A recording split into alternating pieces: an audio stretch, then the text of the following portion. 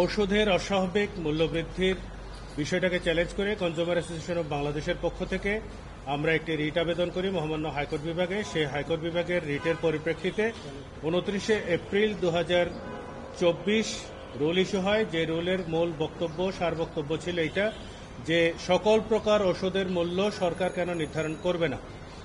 এই মামলাতে কিছু অন্তর্বর্তীকালীন নির্দেশনাও ছিল। সেই নির্দেশনাগুলোর বিরুদ্ধে ঔষধ কোম্পানিগুলোর পক্ষ থেকে উচ্চ আপিল বিভাগে আপিল দায়ের করা হয় এবং সেই আপিলের পরিপ্রেক্ষিতে হাইকোর্ট বিভাগের একটি বেঞ্চকে মহামান্য আপিল বিভাগ নির্দেশনা দেন যে 3 সপ্তাহের ভিতরে যাতে মামলাটি শুনানি করে নিষ্পত্তি করে। মামলার শুনানিকালে আমরা দেখতে পাই যে 2022-এ দুটো আদেশ প্রদান করা হয় ঔষধ প্রশাসন অধিদপ্তরের পক্ষ থেকে ওষুধের মূল্য নির্ধারণ করে, যেগুলো আসলে দীর্ঘদিন ধরে ওষুধ কোম্পানিগুলো বিক্রি করে আসছিল এবং এতে ঔষধ প্রশাসন অধিদপ্তরের কার্যত কোনো রকমের কোনো ভূমিকা ছিল না। এবং যে আইনের অধীনে তারা করেছেন 1982 সনের একটি অধ্যাদেশ আছে, ওষুধ নিয়ন্ত্রণ অধ্যাদেশ। সেই অধ্যাদেশে বলা ছিল যে গেজেটের মধ্যে তালিকা প্রকাশ করে সেই তালিকা অনুযায়ী মূল্য নির্ধারণ করতে হবে। সেটা না করার কারণে আমরা ওই দুটো আদেশকেও অবৈধ ঘোষণা চাই। একটি সাপ্লিমেন্টারি রুল নেই। সেটার পরিপ্রেক্ষিতে উচ্চ আদালতে আর কেউ আসেননি, আপিল করেননি। পরবর্তীতে আমরা এই মামলার চূড়ান্ত শুনানিতে দেখতে পাই যে 2023 সনে যে ওষুধ এবং কসমেটিক্স অ্যাক্ট যেটা হয়েছে সেটা 30 ধারার মধ্যে এমন কিছু উপাদান আছে যেটার ফলে সরকার সবগুলো ওষুধের মূল্য নির্ধারণ করবে না, এরকমের একটা ইন্ডিকেশন দেওয়া আছে। যে সকল ওষুধের মূল্য নির্ধারণ করবে হিসেবে একটা ভাষা ব্যবহার করা হয়েছে। আমাদের বক্তব্য ছিল যে সকল বলতে আইনে যেটা বোঝানো হচ্ছে তাতে আসলে সকল ওষুধের মূল্য নির্ধারণ করার বিষয়টি আসছে না।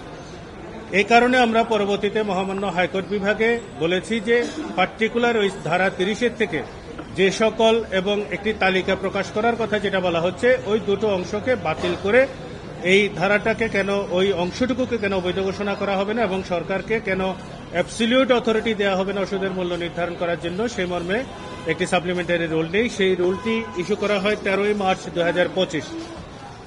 2025-এর 13 মার্চ এই যে সাপ্লিমেন্টারি রুলটা ইস্যু করেন মহামান্য হাইকোর্ট বিভাগ, সেটার বিরুদ্ধে ঔষধ বণিক সমিতি মহামান্য আপিল বিভাগে আপিল করেন।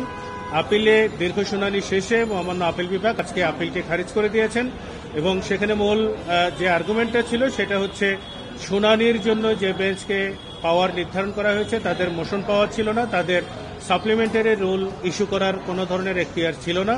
এই বিষয়টি শুনানি অন্তে মহামান্য আপিল বিভাগ আপিলটি খারিজ করে দিয়েছেন। তার মানে হচ্ছে হাইকোর্ট বিভাগে এখন ওই সাপ্লিমেন্টারি রুল সহ মূল মামলার শুনানিতে আর কোন রকমের বাধা থাকলো না।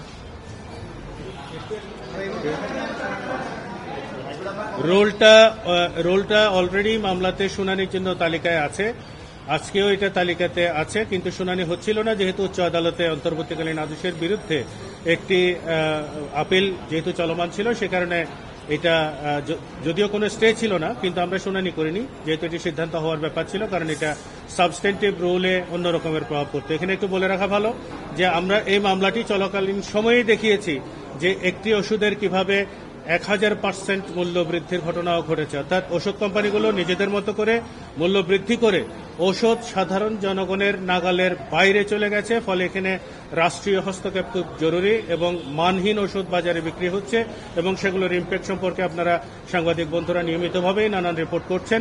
সেগুলোকে আমরা কনসার্ন হিসেবে নিয়ে এসেছি মহামান্য হাইকোর্ট বিভাগের সামনে। আমরা আশা করছি যে এই পুরো বিষয়টার একটা শৃঙ্খলা আমরা অন্তত এবার ফেরাতে পারব।